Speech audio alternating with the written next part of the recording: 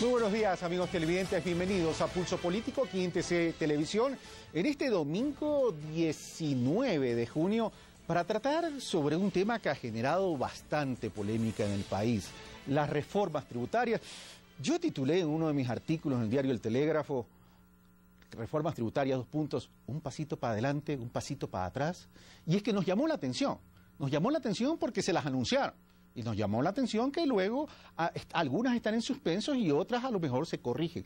Pero en todo caso, para que nos aclaren y que ustedes, los televidentes, la ciudadanía ecuatoriana, sepa a qué atenerse, hemos invitado a las autoridades del gobierno, a la ministra coordinadora de la producción, Natalie Celi, al economista Carlos Marx Carrasco, director del SRI, para que participen en un panel conjuntamente con uno de los analistas económicos de mayor prestigio y de reconocimiento nacional e internacional en el país, Walter Spurrier, y a un representante del sector productivo de la Cámara de Industriales de Guayaquil, el ingeniero Francisco Alarcón. Así que les doy la bienvenida, Natalie Celi, Carlos Marx Carrasco, Walter Spurrier, Francisco Alarcón. Recordando que es 19 de junio y por cierto en la tarde al mediodía esperemos que gane Melec, sea campeón y que el presidente también pueda tener un mejor ánimo y a lo mejor lo sorprende mi querido Francisco Alarcón, también a usted. Pero en todo caso, ojalá, en todo caso, queridos amigos, veamos una inquietud que se plantea el pueblo ecuatoriano. Algunos analistas y algunos sectores de opinión dicen, este gobierno ha sido el de los mayores ingresos de petróleo, pero sin embargo de aquello ha generado con esta, sería la 9ª reforma en menos de 4 años. Para entender un poco sobre el contexto en que se ha movido el gobierno, el actual régimen, veamos un análisis que le hemos preparado para beneficio de ustedes y regresamos a desbrozar todas las inquietudes que ustedes tengan. Veamos. El petróleo es el principal rubro de la economía de nuestro país.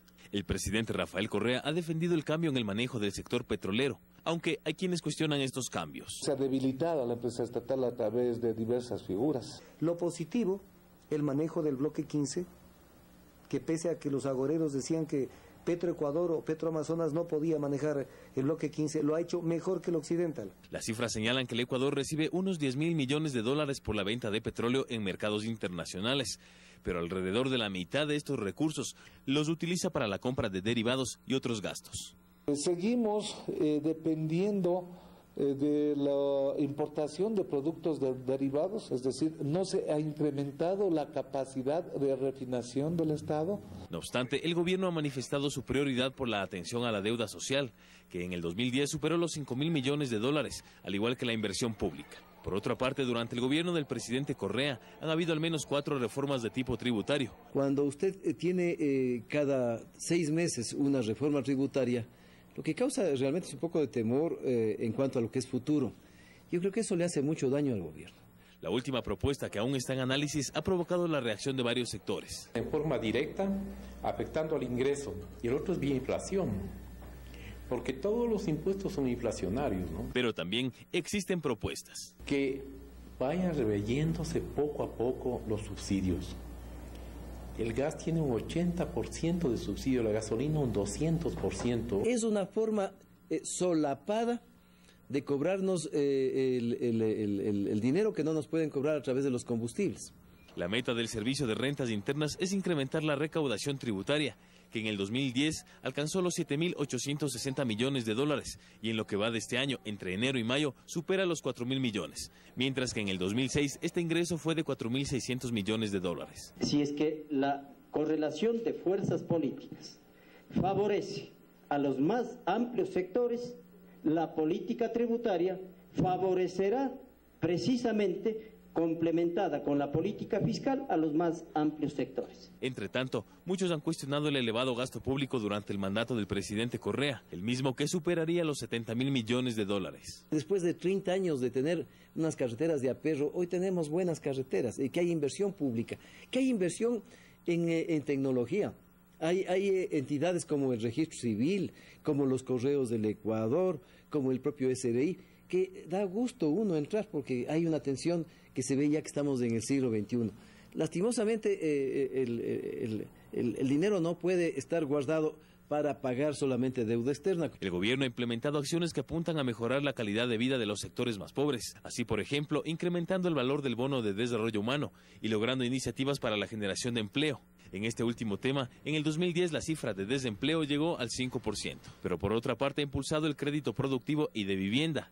Así creó el Banco del IES y ha dado prioridad para los pequeños productores y la pequeña y mediana industria. Para este año, el presidente Rafael Correa ha manifestado que nuevamente se buscará incrementar los recursos destinados a la inversión social. Carlos Andrés Núñez, Pulso Político. Gracias, Carlos Andrés Núñez, por este recuento en estos 4 años del régimen. Bueno, las reglas del juego de Pulso Político, minuto 30 cada uno, y voy a comenzar con el sector oficial para que expliquen el porqué de la reforma, para que sean el analista económico y el representante del sector productivo que pregunten a ustedes, yo voy a administrar tan solo el tiempo, y que contraargumenten la exposición de estas medidas. Natalie Selí, ¿por qué era necesaria la reforma a pesar de todo lo que hemos escuchado en este recuento? Bueno, en primer lugar me gustaría empezar diciendo que creo que tenemos que tener una discusión seria acerca del tamaño del Estado, el tema del gasto público.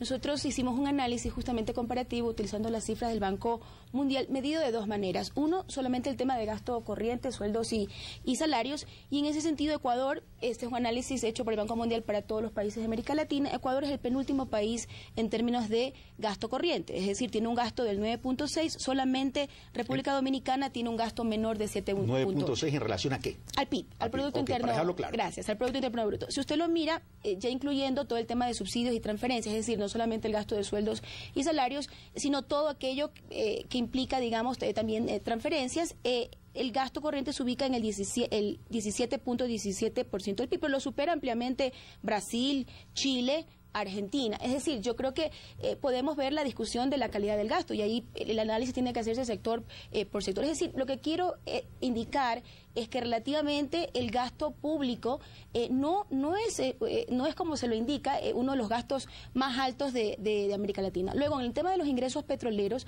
hay que diferenciar los ingresos públicos y los privados. Y en los públicos yo creo que lo que más nos ha ayudado, más allá de que el precio algunos años ha sido sustancialmente alto y en otros ha bajado, como en el año 2009, es que se cambió la modalidad y se maximizó de alguna manera la renta que el Estado tenía en esos contratos. Obviamente eso, más la renegociación, tuvo implicaciones en la inversión privada en el sector petrolero. Y si ustedes analizan en términos de producción, ya sumando la pública con la privada, porque esta última decayó. Y luego hay que ver todo el tema de cuánto, por cada dólar que ganamos adicionalmente en producción petrolera, cuánto gastamos en el tema comercial. Gracias. Con esa introducción, voy ahora donde Carlos Mar Carrasco. La vi, ¿por qué eran necesarias las reformas? Natalie Selí ha hecho una breve explicación del tamaño del Estado, ya después seguramente Walter Spurrier y Francisco Alarcón dirán algo al respecto, pero ¿por qué eran necesarias estas reformas tributarias? Y dos, darían la impresión que no han sido articuladas al interior del régimen. Carlos Mar Carrasco. Gracias, un gusto estar en este programa. 2 cuestiones. Primero, se habla de la 9ª reforma tributaria. La que sería la 9ª, ¿no? Porque todavía no está aprobada. La que sería la 9ª reforma tributaria. Yo estoy, pero en todo lado, diciendo de lo que se trata. Mire, ¿cuántas reformas tributarias que signifiquen? Porque eso es lo que preocupa, que signifique creación, aumento o eliminación de alguna válvula de escape tributario. ¿Cuántas? 3. La de diciembre de 2007, la Ley para la Equidad Tributaria. La de diciembre de 2009, en esta, por ejemplo, se elimina el sigilo bancario para fines tributarios, en esta se establece impuesto a los dividendos, entre otras importantes medidas, y en esa se negó por parte de la Asamblea Nacional el capítulo del ICE. Y esta sería la 3ª reforma tributaria, porque, si me permite, la Constitución tiene los artículos 300 y 301, la Ley de Empresas Públicas, la Ley de Hidrocarburos, etcétera, y otras reformas que fueron pedidas, Natalie coordinó algunas de ellas, pedidas por los sectores empresariales. Y el gobierno, sensible como lo es, simplemente dio paso a aquellas reformas. Por lo tanto, acabemos esa suerte de mito. De la asignación de la 9ª. Usted lo que nos quiere decir es lo que ha habido una mejor recaudación y que lo que realmente ha habido es pocas incremento en las tasas tributarias. ¿Eso es lo que debemos entender? Precisamente, y varias veces he dicho, yo he invitado a que demostremos con papel y lápiz que la suma algebraica de los impuestos en virtud de las reformas que han habido resulta ser que es negativo. Ahora, lo que ocurre es que ha mejorado ostensiblemente la cultura tributaria. Eso es lo que ha pasado. Economista Carrasco, y yendo a la pregunta, ¿por qué eran necesarias estas reformas tributarias por un lado? Y por otro lado, ya que usted menciona suma algebraica, ¿estas reformas no tuvieron una visión aritmética sin considerar los efectos colaterales que podrían existir en la sociedad? Carlos Mar Carrasco. Sí, lo segundo, el tema ambiental, siempre ha estado presente en la agenda de Alianza País, en la agenda del gobierno, en la agenda de la Asamblea. Recordemos que ya en la Ley para la Equidad Tributaria se incorporan algunos elementos ambientales. Luego, en la Constitución Política, el artículo 300 claramente señala que entre los ejes de la política tributaria tiene que estar el eje ambiental. Ha habido esa preocupación y ahora sería quizá el intento y el esfuerzo mayor para incorporar con más fuerza el contenido ambiental. Gracias. No es esta para nada una política recaudatoria simplemente, sino que por fin nos acordamos en serio de incorporar los derechos de la naturaleza a través de la política tributaria. Bueno, vamos a Walter Spurrier, analista económico. Bueno, economista Carrasco, pero si no fuese la intención recaudar más, sino reorientar la manera de realizar de la economía para que sea más amigable al ambiente, lo que se tendría que hacer es, al poner ciertos impuestos, reducir otros. Porque el hecho es que por ABC, sea porque aumentaron las tarifas o por la excelente labor de recaudación que hizo el SRI, los ingresos tributarios han subido permanentemente. Cuando usted subió al cargo, mostró su descontento por lo poco que se recaudaba en impuestos en el país y se planteaba metas, y todos los años rompió récord, y ponía, tanto si yo lo felicité alguna vez en un artículo mío, rompió récords al punto de que en materia de recaudación tributaria, al romper récord todos los años, usted es nuestro Jefferson Pérez de la recaudación tributaria. ¿No? Entonces, no porque es de la SUAY seguramente. Sí. Entonces, en este asunto, resulta que el presupuesto del Estado se aprobó considerando que el precio del petróleo iba a promediar 73.30. Fue un cálculo muy preciso a lo que podía ser cuando se preparó la proforma. Hoy las perspectivas son que sea por lo menos $20 por encima de eso. Y el ministro de Finanzas nos ha explicado que por cada dólar que sube el precio del petróleo se recaudan $78,5 millones de dólares adicionales netos, ya descontando lo que cuesta. En otras palabras, ha tenido el Estado un ingreso, va a tener este año un ingreso extraordinario, no contemplado, de 1.600 millones de dólares, y usted plantea que no es suficiente, que se necesitan 400 más. ¿No le parece que ya no debería subir la carga de tributaria para nuevos impuestos y deberíamos concentrarnos ya únicamente en que los que no pagan igual que los otros paguen para que no haya diferencias entre los para que no se nos vaya la idea o la inquietud que acaba de plantear Walter Spurrier, derecho a la réplica de Carlos Mar Carrasco antes de pasar donde Francisco Alarcón, ya que es un tema puntual. Encantado. Dos cosas. Primero, si bien ha mejorado de manera importante la presión fiscal o la carga tributaria, estamos en 13.8 más o menos, de 10.8 con cifra o porcentaje con el que encontramos, pero hay que reconocer que la carga tributaria en Ecuador está entre las más bajas de América Latina. Y una segunda cuestión es que sí es bueno, y Natalie lo había hecho ya, diferenciar entre las necesidades de recursos permanentes y otros que no lo son, es decir, entre el gasto corriente y el gasto de inversión y capital. Y ocurre que, de acuerdo a la Constitución, para financiar el gasto corriente, tiene que hacérselo solo con ingresos corrientes.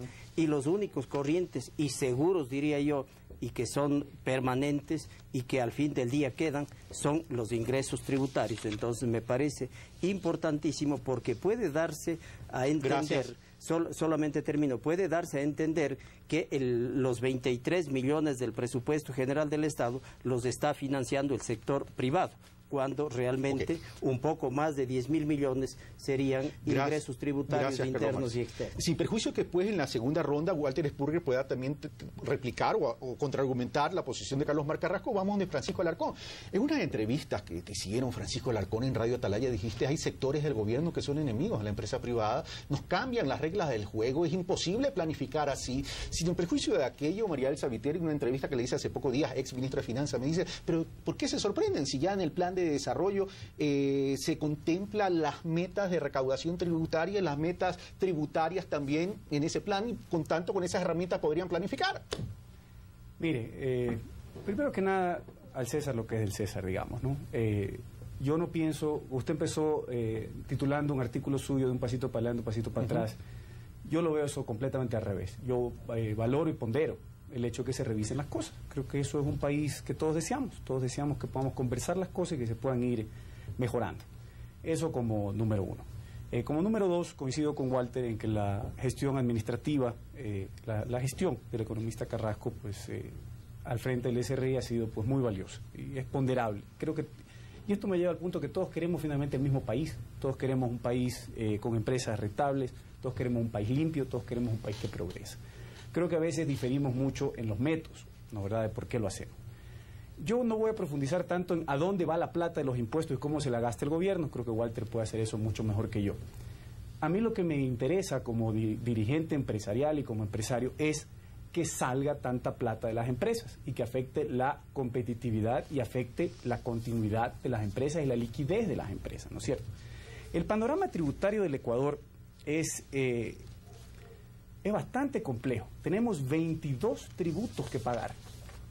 Tengo aquí una lista, ¿no, verdad? Entre el IVA, el impuesto a consumo especial, el impuesto a la renta, el ISD, pues no los voy a aburrir con la lista de los 22, pero es bastante pesada.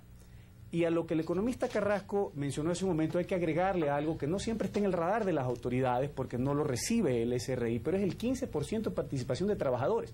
Es decir, a toda la carga tributaria que existe, súmele 15 puntos por parte de las empresas, por supuesto. Súmele 15 puntos. Es decir, antes que se reparta $1 de utilidad, el empresario ya ha pagado un impuesto a la renta del 36.25. Entonces, eso es bien fuerte. Y de ahí, después que se reparten dividendos, hay 10 puntos más, ¿no, verdad? Entonces, yo no quiero entrar tanto en el tecnicismo de qué es un impuesto, qué no es un impuesto, qué es una reforma, qué es una modificación. Pero lo cierto es que entre reformas, modificaciones, decretos ejecutivos van 9. El economista habla con toda veracidad, como siempre lo hace, cuando dice que son 3 reformas. Pues el empresario no entiende bien qué es reforma, qué ajuste, qué es decreto, pero el constante cambio de reglas perjudica. Si se necesitaba hacer un cambio de reglas por razones ecológicas, por razones que sea, creo que las hubiéramos podido discutir juntos y planificar para el nuevo ejercicio económico en aras de la planificación y el buen clima empresarial. De forma paulatina y progresiva, dice Francisco Alarcón. Natalicia, su turno. Bueno, yo creo que por un rato Francisco se olvida del Código de la Producción, porque si bien es cierto que hay una serie de impuestos que afectan de alguna manera a las empresas, también eso hay que ponerlo en relación a qué pagan otras empresas en otras partes del mundo, ¿correcto?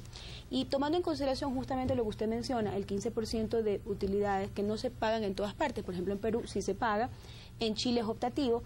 Analizando todo esto, vimos que probablemente podía haber una desventaja comparativa para las empresas ecuatorianas y por eso se decidió introducir una serie de incentivos en el Código de la Producción, empezando por la reducción de la tasa impositiva y que no le afecta luego a los inversionistas, porque había también alguien decía, no, me bajan la tasa al 21%, la tasa de impuesto a la renta, pero en cambio cuando yo tengo que presentar como inversionista mi declaración, me afecta porque ahora recibo 21 menos 25, pero eso con Carlos Marx lo consensuamos y quedó de la manera que es más favorable al inversionista. Adicionalmente a aquello, tenemos una serie de incentivos como impuesto cero a la renta para la inversión nueva que viene al país, digamos, por los 5 primeros años. Y justamente en el tema ambiental, por ejemplo, tenemos un fuerte incentivo que lo que he corroborado estas 2 semanas es que tenemos que hacer una campaña de información del Código de la Producción, porque al nivel de mediana empresa y de pequeña empresa no se lo conoce bien y lo vamos a hacer en 15 días sale la campaña. Por ejemplo, ¿por qué el tema de las fundas plásticas decidimos no incluirlo? A pesar de que estaba ya acotado el tema de supermercados, porque las empresas pueden deducir todas las mejoras ambientales en sus procesos productivos para hacerlos más verdes, siempre y cuando lo apruebe, pues obviamente la autoridad ambiental, la autoridad competente, y esto es muy importante porque pueden deducir hasta el 5% de sus ingresos. O sea, es realmente un incentivo muy poderoso que las empresas pueden aplicar, todas las empresas, no importa dónde estén ubicadas, nuevas o viejas, lo pueden aplicar. Es decir, si se considera que tecnología biodegradable es la mejor para el ambiente. Ya veo que hay algunos debates al respecto del tema, pero supongamos que esa sea, la autoridad ambiental tiene que determinar cuál es el estándar al que deberíamos darle incentivos o preferencias en el tema de las fundas. Los supermercados podrían instalarla el día de mañana y deducirla de sus impuestos, y no le acaba pues costando al ecuatoriano. Eso no va contra el tema de usar más fundas, que requiere educación y sustitutos que nos ayuden también. En esta primera parte, entonces, Nataliceli, derecho a la réplica de Francisco Alarcón, y de ahí pasamos con Walter Spurrier y luego con Carlos Marx Carrasco. Coincidir que el Código Orgánico de la Producción, más allá de sus temas específicos, fue una señal muy bien recibida por el sector productivo como tal, ¿no, verdad? Adicional de los incentivos que no son menores. Reducir 3-4 puntos el impuesto a la renta no es un incentivo menor. Lo que se percibe del sector empresarial muchas veces es que en contrapeso a esos incentivos hay un cambio constante de reglas. Mire, los países que más capital atraen no son los que cobran menos impuestos. En eso hemos coincidido con usted en muchas ocasiones. No es el que regala impuestos, siendo una excelente señal, economista Celi. Es el que tiene reglas claras, el que da previsibilidad. No hay mejor código de la producción que aquel que le permite a uno trabajar tranquilo, trabajar en orden. Es que los temas, los sobresaltos de las empresas no vienen solo del lado tributario, que es lo que nos atrae acá. Las autoridades a veces piensan que es la única rama que el empresario tiene que atender, y uno tiene que atender a un montón de ramas que el día de hoy cambian de reglas constantemente. Como usted hace poco tocamos un tema de regulación de publicidad, que no vamos a aburrir a los televidentes en este momento con los detalles, pero hay constantes cambios, ¿no, verdad? Entonces, lo que necesita la empresa para desarrollarse y para que fluya la inversión y, consecuentemente, el empleo, que es lo que todos en esta mesa queremos, es tranquilidad y estabilidad. Gracias, Francisco Alarcón. Walter Spurrier. Yo quisiera regresar, economista Carrasco, sobre esta, que usted sostiene que todavía es baja la tasa de la carga tributaria para los contribuyentes.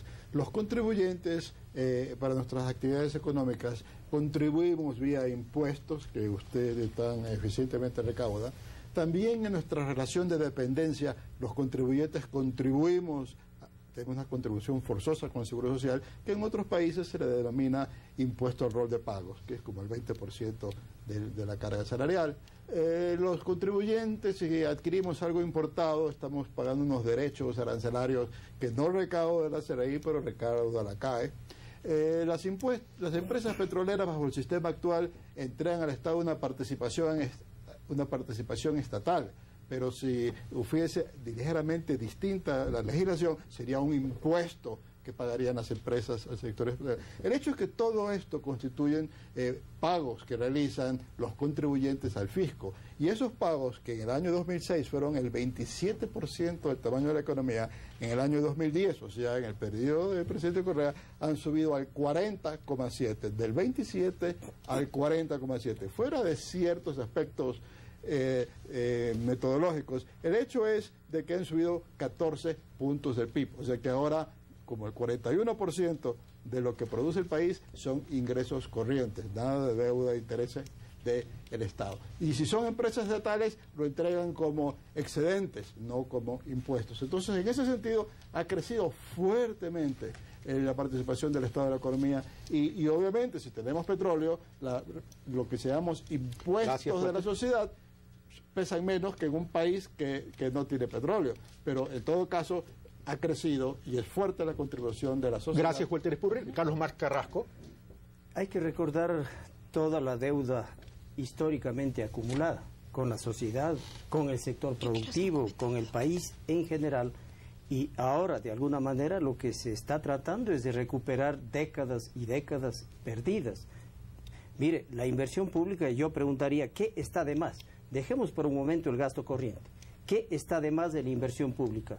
¿Acaso escuelas, colegios, carreteros, proyectos hidroeléctricos? ¿Qué está de más? Si es que alguien tiene la receta para decir esto no lo hagan, bueno, le daré la razón. En segundo término, el hecho que hayamos incrementado sustancialmente los ingresos tributarios, eso no quiere decir precisamente que haya aumentado el impuesto. El pago de impuestos es el que ha mejorado, o el cobro de impuestos. Y por otro lado, en el tema petrolero, hay que comparar la modalidad contractual del pasado con la modalidad contractual de hoy. No es un tema solamente de precios, porque si se mantenían los contratos tal y como en el pasado, más o menos el 80% del excedente petrolero iba a parar en manos de las transnacionales, hoy cerca del 80% de ese excedente petrolero es para la sociedad. Esa es una diferencia de fondo y más bien, yo digo, esa inversión pública, ¿con quién se la realiza finalmente? Con el sector privado. ¿Y a quién favorece? Al sector privado, al conjunto de la sociedad. Tratemos de recuperar ese tiempo perdido y cuando tengamos ya logística, infraestructura, obra pública, salud, educación, crece que para todo el mundo la situación será mejor. Gracias, Carlos Mar Carrasco. Natalie Celi, sin perjuicio que quería replicar algo, vamos ya aterrizando entonces a la reforma tributaria propuesta por el gobierno. Yo quería hacer justo una precisión a lo que Walter decía, porque justamente hay que dividir el gasto corriente del gasto de capital, ¿no? De la inversión en capital. Entonces, en gasto corriente, yo les comentaba a usted esta comparación, que el tamaño del Estado ecuatoriano no parece necesariamente, está entre los más bajos de América Latina. Entonces, eso, y qué decirle de los estados europeos, donde el tema de bienestar es muchísimo más amplio. Y sí quería recalcar que somos los primeros en América Latina en capital. Justamente estamos en el 10.16% comparado con, por ejemplo, Costa Rica, que tiene el 1.79%. Entonces, en eso sí reconozco, Walter, que hemos incrementado el tamaño del Estado, en la capacidad de inversión que tenemos, y en cambio en el gasto corriente somos bastante cuidadosos de los ingresos corrientes, ¿no? Porque ahí está justamente la salud macroeconómica del país. Y vuelvo al tema de competitividad sistémica y las empresas. ¿Y cómo usted crea competitividad sistémica? Pues con una infraestructura adecuada, con puertos que funcionen, con aeropuertos que estén debidamente conectados, y eso le ahorra pues costos de transacción muy importantes para las empresas. Sin el perjuicio de eso, y una pregunta, sin embargo, de toda esa inversión pública, el tema inversión, producción, empleo, como que el empleo, si bien algo ha disminuido, el desempleo algo ha disminuido, el empleo pleno no ha incrementado lo suficiente. No, el empleo pleno sí ha incrementado, obviamente siempre hay más que hacer. No, sí, yo le puedo dar a usted cifras del aumento del aumento de la tasa de ocupación plena. Por ejemplo, en marzo del 2010 era 37.6, en marzo del 2011 es 41.2. Y esto lo estamos haciendo, yo reconozco, con una formalización del mercado laboral que crea unas rigideces. No es menor que se haya más que duplicado la afiliación al Seguro Social. Es decir, estamos tratando de que se genere más empleo, pero no cualquier empleo de calidad, y eso siempre es más difícil. Entonces, sí creo que además esa inversión pública no ha tenido un efecto de desplazamiento de la inversión privada, todo lo contrario, ha estimulado porque no la hacemos nosotros, la hace el sector privado. Gracias, Natalia. Y voy donde Francisco Alarcón. Aterricemos ya esto en las reformas propuestas por el gobierno. Y ustedes, tanto Francisco Alarcón como Walter Espurri, van a preguntar a los dos representantes del gobierno las inquietudes. Y comencemos con el impuesto pues a las botellas plásticas. Francisco Alarcón. ¿Cómo no? Creo que ya nos hemos preguntado mutuamente varias veces varias cosas, entonces vamos directo al grano. Salgamos de la oficina y entremos a la televisión para que los ecuatorianos nos escuchen. El mayor cuestionamiento, yo estoy muy familiarizado con el sector plástico, no lo represento en este momento, pero estoy muy familiarizado. El mayor cuestionamiento que tiene el sector va por la motivación, no tanto si la tarifa es alta, baja, sino la motivación. Y conversando con la ministra la semana pasada en una reunión que fue públicamente difundida que existió, nosotros le decíamos que de dónde sale la percepción de que en Ecuador se recicla poco plástico. Nosotros tenemos información bastante dura de que los índices de reciclaje del Ecuador andan por niveles del 40%, entre la cantidad de PET que se importa, porque estamos hablando de botellas de bebidas de PET, básicamente. Entre lo que se importa para botellas de PET y lo que se exporta como flake, se exporta, genera divisas, ¿no, verdad? Es un 40%. Esos son índices altísimos, solo superados por un par de países europeos, ni Estados Unidos y Japón, por cierto. No es porque seamos unos genios, sino porque la red de pobreza es muy, muy grande. Entonces, aterrizando el tema, nosotros entendimos que este era un problema de higiene visual de las playas y centros turísticos que se quería desarrollar.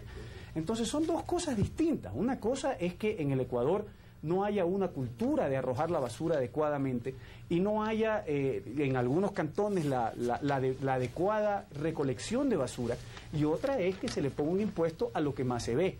Eso es como que yo entre a su casa, Carlos, y esté llena de polvo, y yo me disguste porque su casa está llena de polvo, ¿no, verdad? Voy a invitar a mi casa para que vea que no está llena de polvo. Estoy seguro que no tiene polvo. Pero si usted deja las ventanas abiertas, entre el polvo y no limpia el polvo, pues va a haber polvo, digamos, ¿no? Pero no le puede echar la culpa al polvo. Entonces, esa es la mayor discrepancia que tenemos, ministra, y valga la oportunidad para, ya que Carlos abre el foro, decir de dónde sale la percepción de que hay bajo reciclaje en el Ecuador. Esa es la idea de este programa. Natalie Celi, Carlos Mar Carrasco, y luego también la inquietud de Walter Espurri sobre los mismos temas. En primer lugar, la conceptualización de la medida no está en contra del plástico. no está en contra de encarecer el plástico y no tiene que ver con el porcentaje necesariamente de reciclaje. Está justamente con que los ecuatorianos, algunos ecuatorianos tienen el hábito de abandonar la basura, específicamente botellas, y tiene un costo alto para los sistemas digamos, de manejo de residuos, de desechos de residuos sólidos. Esto es, primero, que no es un impuesto, primero que es un depósito redimible. Ecuador no es el que está inventando el agua tibia, esto se ha hecho en países desde los años 70. ¿Por qué se hace? Para crear incentivos para cambios de conducta.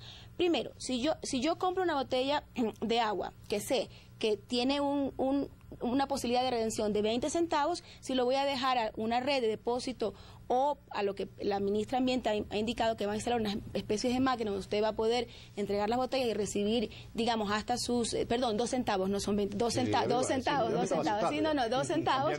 Ya, pero primero es depósito redimible y no tiene nada que ver con el costo del plástico, ni mucho menos. Es simplemente para que usted se habitúe a dejar esa botella y recibir ese depósito. O sea, hay un propósito de cambio de hábitos. Sí, y termino. Y supóngase que usted no quiere hacerse ese hábito y que igual usted deja la basura botada contaminando nuestras playas. Y yo sí quiero decir que en esto probablemente la industria de reciclaje hace un gran trabajo, pero donde es negocio, en los lugares alejados. Yo los invito a los guayaquileños que vayan a Puná y miren cómo está Puná cercada de botellas, o vayan ustedes, por ejemplo, a Muín. Entonces alguien por esos 2 centavos va a recoger esa botella en lugares que alejados, que ahora el mercado no funciona porque el mercado también tiene fallas, entonces recoge esa botella a cambio de recibir. Impuesto de recolección voluntaria. Sí, exactamente, le estamos facilitando la vida a la cadena de reciclaje. No le va a encarecer los costos a quien recicla. Ese es el no propósito. Le va a encarecer los costos. Me voy a saltar un momentito de Carlos Mar Carrasco y voy a Walter Espurrier para que Carlos Mar Carrasco sobre ese mismo tema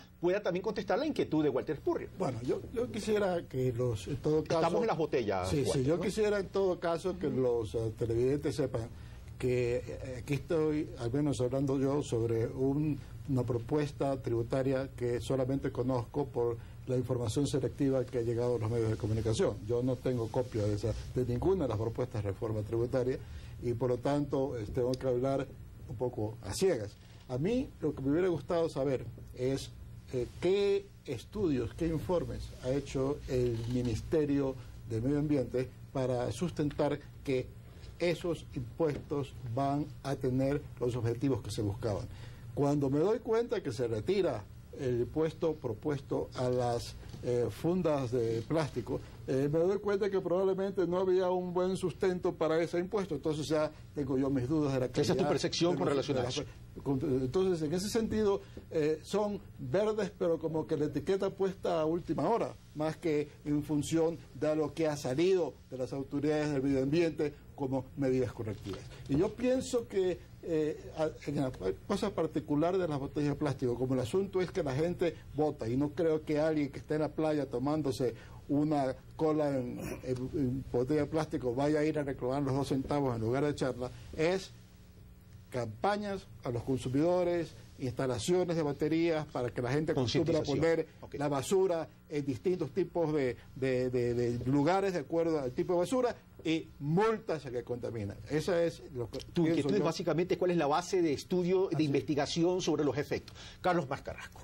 Naturalmente, el Ministerio del Ambiente ha participado en el diseño, en el debate de la propuesta de reforma, propuesta que no está concluida, tanto es que a la Asamblea Nacional no se la ha remitido siquiera.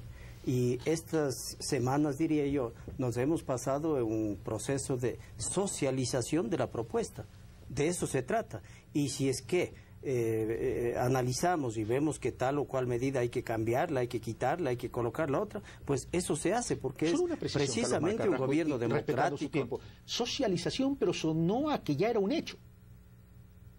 Sonó que cuando lo anunciaron era un hecho. O sea, no sonó a socialización. Solamente es un hecho cuando se remite a la Asamblea. Evidentemente, pero había la voluntad de no modificarla de parte de ustedes. Aún ahí no sigue siendo un hecho. Por favor, no, de ninguna manera. Y yo habría esperado un respaldo mayor, sobre todo de los sectores ambientalistas y de hecho de la propia ciudadanía.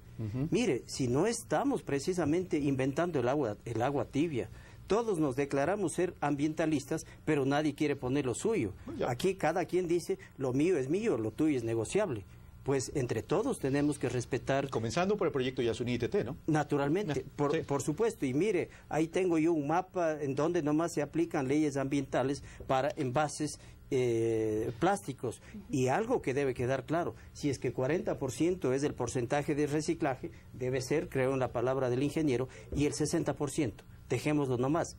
Yo creo que hay que continuar con los esfuerzos y hay que entender que aquí hay intereses también contrapuestos.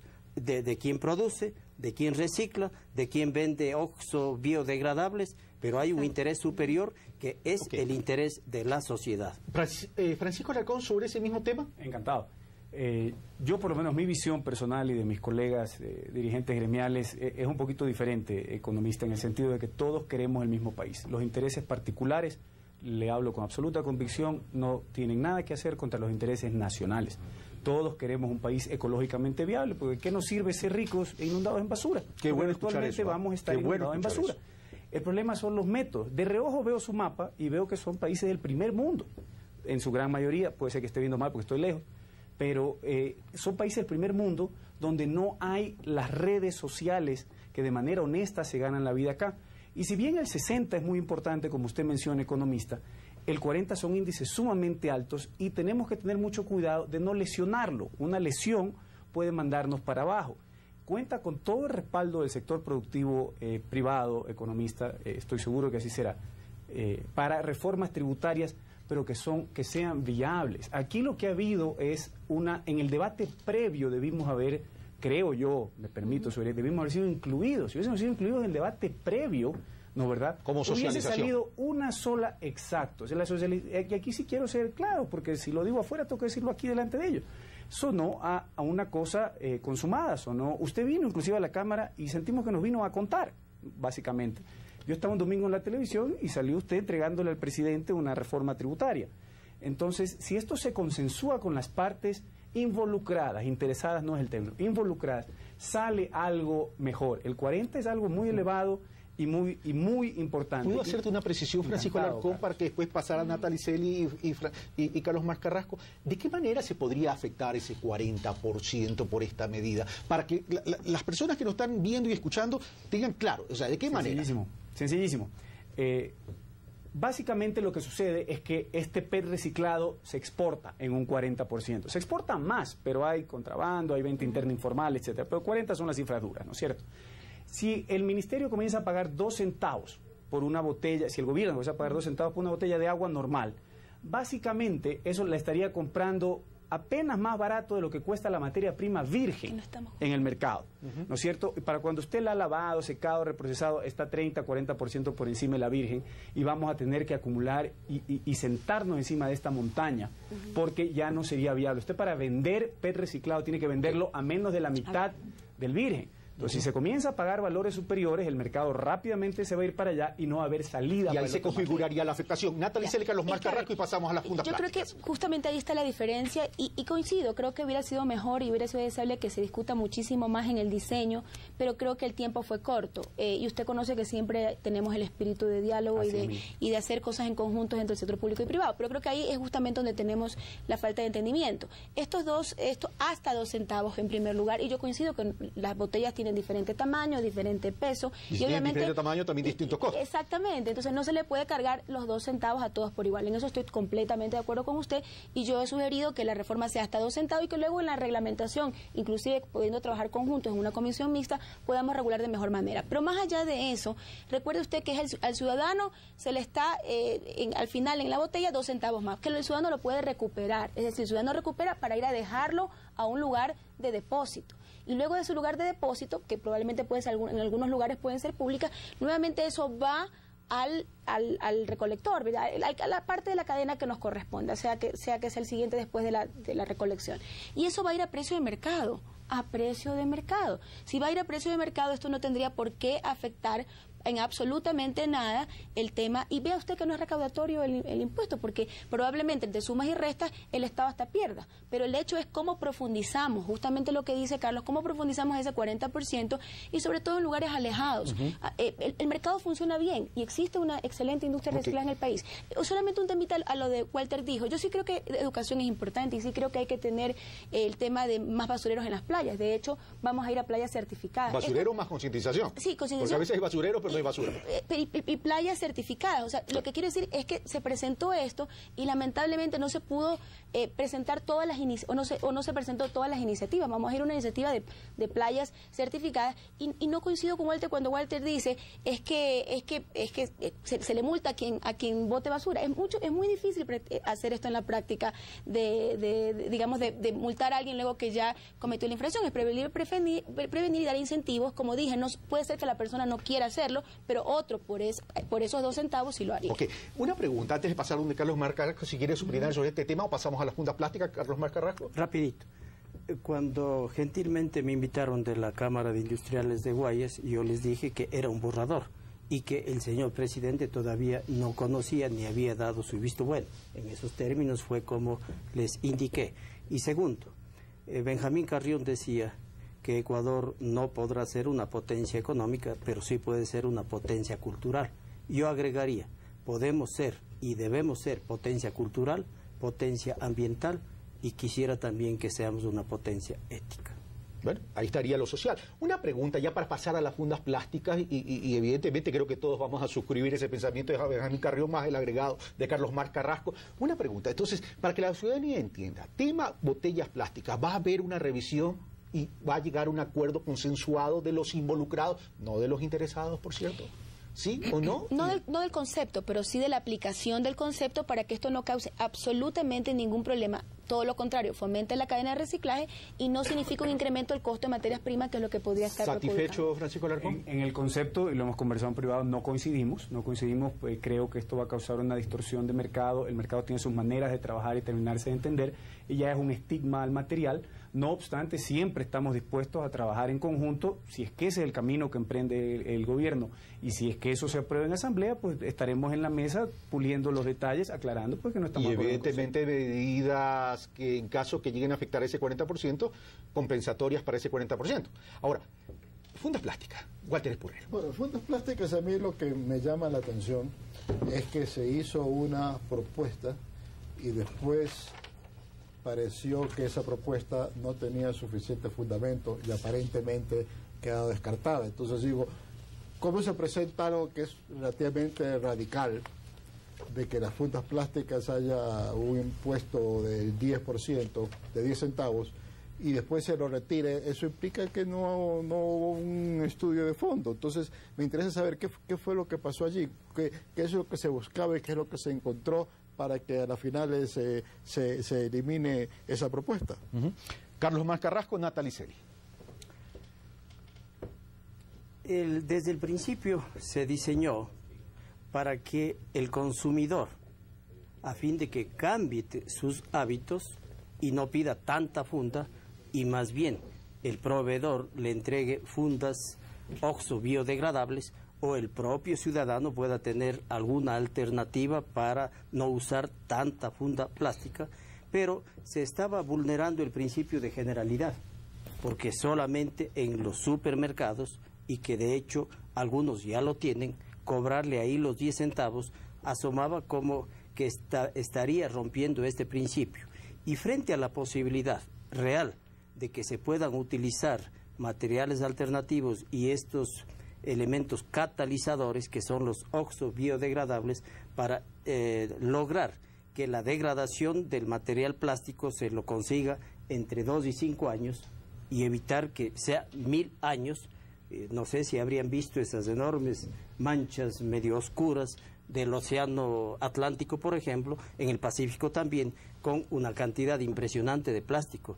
Yo creo de verdad que ya no espera más la naturaleza para tomar acciones concretas para descontaminar y para evitar seguir Gracias, Carlos contaminando. Carrasco. Francisco Alarcón sobre ese tema y pasamos a Natalie Celi sobre el mismo tema. Yo sobre el tema Funda solo puedo aplaudir que se haya tomado la medida que se tomó, independiente de La quién medida haya que se tomado, tomó de suspenderla. De suspenderla, por supuesto. Aclare, Yo pienso, por favor, que valga la aclaración. Yo pienso que fue una medida acertada, independiente de quién la haya tomado y cómo la hayan tomado, pues me parece... Suspendida más no se le echó liquid paper. O sea, no está cancelado. Digamos que nosotros entendemos que sí, estamos muy satisfechos, digamos, pero por supuesto la última palabra la tiene. Parece que tiene oídos en su ministerio y en el SRI. No reviva muertos, Carlitos. No, yo creo, no, revivamos el muerto, expliquemos. Maquillemos al muerto, por lo menos. No, nada de maquillar. Yo soy manavita y franca. Si no nos consta todavía por lo del ceviche, pero bueno. Bueno, pero manavita está en mi cédula de identidad, eso no puede dudar usted, pues. No, el tema es muy simple. O sea, como bien lo dijo Carlos Marx, la medida no era general. Entonces, el impacto era muy limitado a los supermercados. Uno de estos supermercados ya tiene fundas biodegradables. Sé que ahora hay una discusión entre si los biodegradables es lo más adecuado, pero bueno, eso lo determinará la autoridad ambiental. Y luego, por un rato nos olvidamos que los supermercados o cualquier empresa, como yo lo mencioné, todas estas mejoras en hacer la producción más limpia, más verde, las puede deducir el código de la producción. Entonces, mañana cualquier supermercado, cualquiera sea la normativa que disponga la autoridad ambiental, puede hacer esta innovación y puede deducirla del código. Eso hay que complementarlo con educación, hay que complementarlo con campañas. Y por si acaso, Francisco, yo creo que usted estaba preocupado en el tema anterior al estigma del plástico.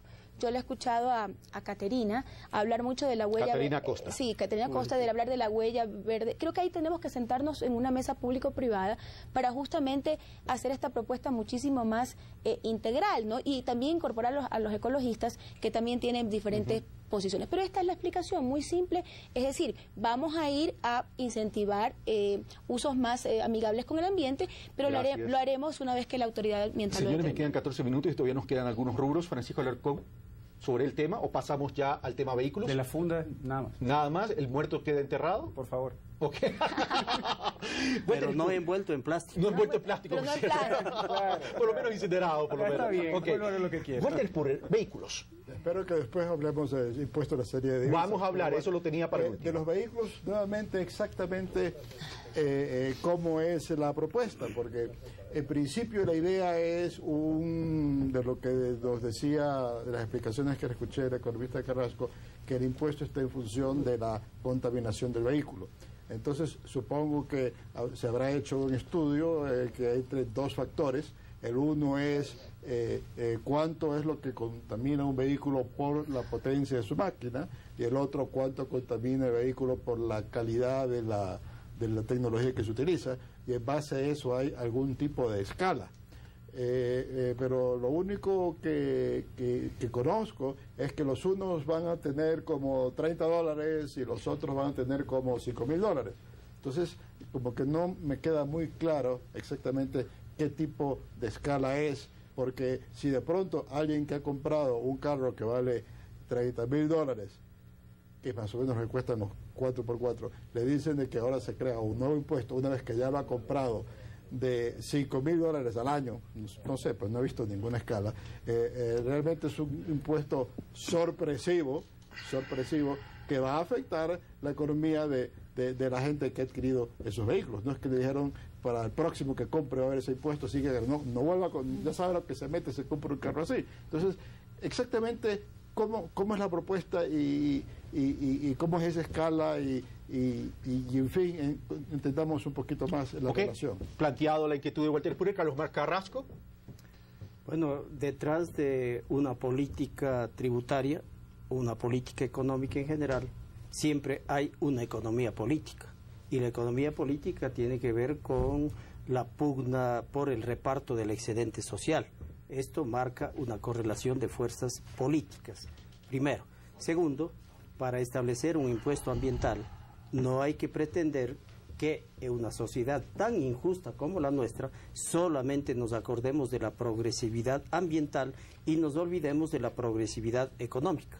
Por lo tanto, al momento de diseñar un impuesto ambiental en función de la emanación de CO2, que es uno de los elementos contaminantes más graves quizá, pero hay otros más, hay que tomar en cuenta que no más el cilindraje, hay que tomar en cuenta la antigüedad del vehículo, hay que tomar en cuenta el avalúo por el factor de progresividad económica, y naturalmente hay que tomar en cuenta también la tecnología, porque hay tecnologías automotrices, y yo diría quizá más sucias que otras, porque más limpias, como que choca un poquito el auto eléctrico, parecería ser el único que no contamina. Aún el híbrido contamina. En la medida en que esté combustionando combustibles fósiles, gasolina, diésel o cualquiera que sea, está contaminando el ambiente. Eso tenemos que estar muy claros, de manera que en el diseño del impuesto tienen que tomarse en cuenta estos factores. Gracias, Carlos Marx Carrasco. Francisco Alarcón sobre el tema, y paso a Natalie Celi, y después vamos a impuestos de salida de capitales. En la Cámara de Industria de Guayaquil hemos emprendido una campaña que es pública, que se llama Reglas Claras. No pueden cambiarme las reglas del juego cuando ya me he metido en algo. Si yo ya me compré un vehículo, usted, el ciudadano que nos está mirando, ya se compró un vehículo con unas reglas que incluían la matriculación, lo que estimó en mantenimiento, lo que ese carro le costaba en gasolina, y ahora le sale otro pago, sea de $9 o sea de $5.000. Ese no es el punto. Yo siempre trato de alejarme de los montos, trato de enfocarme en los conceptos, ¿no, verdad? Eso no está bien, y eso ahuyenta la inversión en el tema productivo por aquí, ahuyenta al consumidor, digamos. Eso no fomenta el escenario de reglas claras. Si a los carros que nos vamos a comprar mañana le queremos cargar el 2000%, pues no es que esté de acuerdo, pero ya cada uno sabrá si se compra un carro. ¿Qué cosa? Le tomo la palabra. ¿Qué cosa? Que acaba de decir que si es a partir del día de mañana usted está de acuerdo con la medida. Dije, no es que esté de acuerdo, pero ya uno se sabrá si se compra el carro o no. Y eso mismo sucede con muchas regulaciones en general gubernamentales que se comienzan a aplicar sobre cosas juzgadas. Y yo sigo sin ver la conexión, a pesar de su aclaración, entre lo ecológico y el impuesto al vehículo. Es decir, si queremos fomentar el uso de vehículos 9 minutos me quedan. Ambientalmente amigables, pues fomentemos eso y castiguemos los que no son, independiente de quien los tengan, el cilindraje, la riqueza. O sea, no tiene nada que ver lo uno con lo otro. Es decir, no se cumpliría el propósito ambiental, lo que quiere decir, se debería incentivar el cambio de los contaminantes por los no contaminantes, lo que quieres decir, Francisco. Por supuesto, sin mirar cilindraje, antigüedad. Natalie, seamos concretos en esto, porque se nos quedan dos temas importantes, que es el impuesto a la salida y la energía eléctrica. Voy a tratar de ser concreta. Bueno, es difícil establecer un impuesto ambiental puro.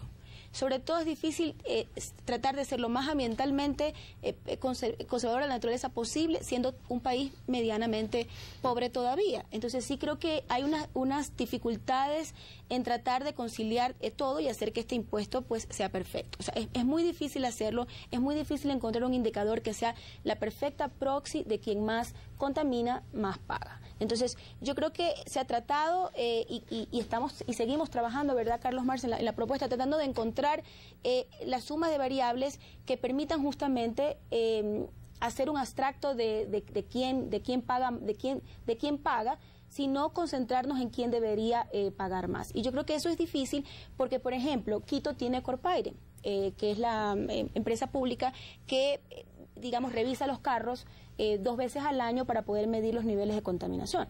Esto solo lo tiene Quito. Cuenca está por aplicarse, no podríamos hacer como hacen los europeos, de poner un aparatito que lo instalan en su carro para poder medir las emisiones de CO2. Es decir, hay una gran complejidad, Francisco y Walter, en poder hacer un diseño que sea nítido, que sea pristino. Esa gran complejidad hace que se tome la medida. Y yo creo que justamente estamos tratando de tomar o de ajustar las variables para que justamente sea lo más verde posible el impuesto. Ok. Walter Spurrier, impuesto a salida de capitales. Bueno, dejando de lado ya el caso de que el impuesto, haciendo lo posible, que sea lo más verde posible, al final salió más rosa que verde. Vamos al impuesto a la salida de capitales. El impuesto a la salida de capitales... Me ha hecho reír, igual, pero bueno, vamos. Cuando se adoptó el impuesto... No le esperé esa respuesta, pero bueno, vamos.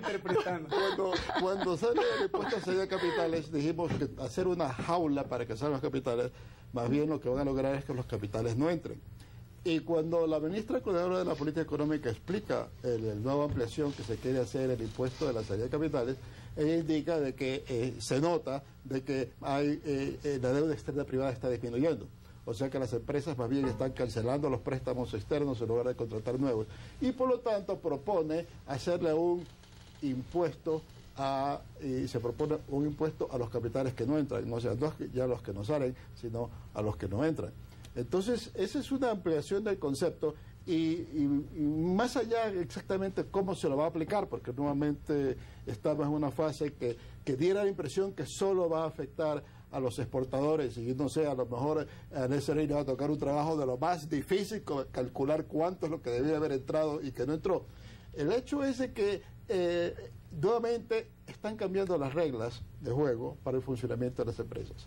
Y lo ideal es que esas reglas de juego no cambien, y han estado cambiando permanentemente. Ya estamos no hay estabilidad, dices tú, en el tema de la política tributaria. Pero en estos momentos hay mucho más estabilidad en saber cómo se trata a la inversión en Cuba que en Ecuador. No digo que en Cuba se trate mejor la inversión que acá. Pero la persona que estos últimos dos comentarios estaban bien agudos. Pero bueno, la persona que va a invertir, la empresa que va a invertir a Cuba, digamos un grupo español a poner un hotel, ya sabe cuáles son sus reglas.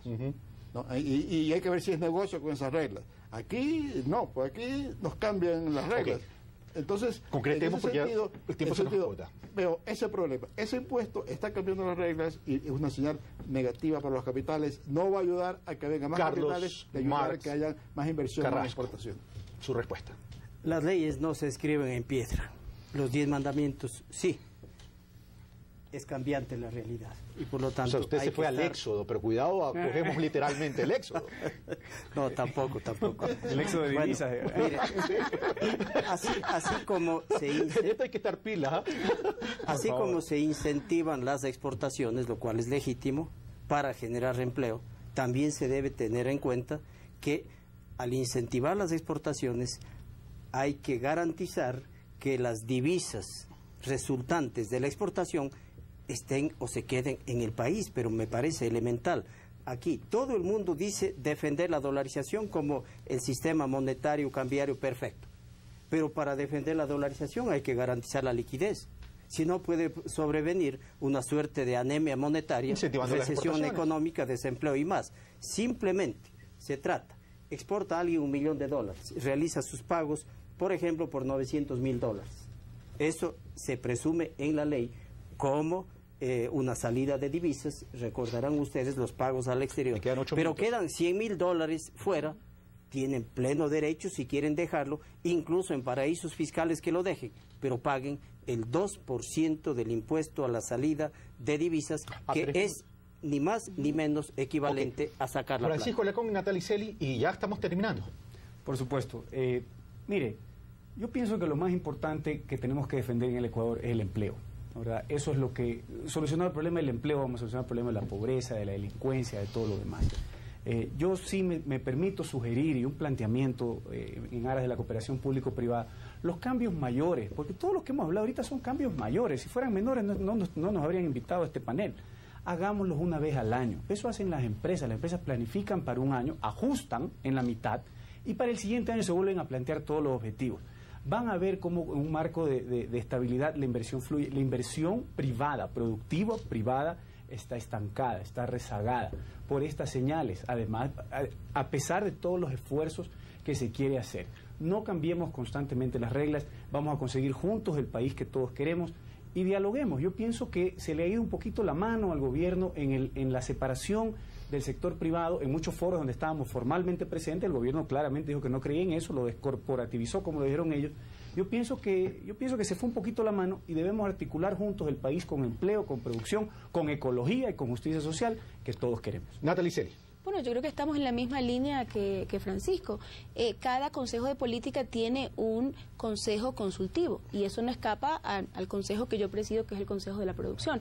Nos faltan solamente 2 representantes, que es del tema del sector de trabajadores y de las asociaciones de productores del país, para ya poder conformar formalmente el consejo consultivo del Consejo de la Producción.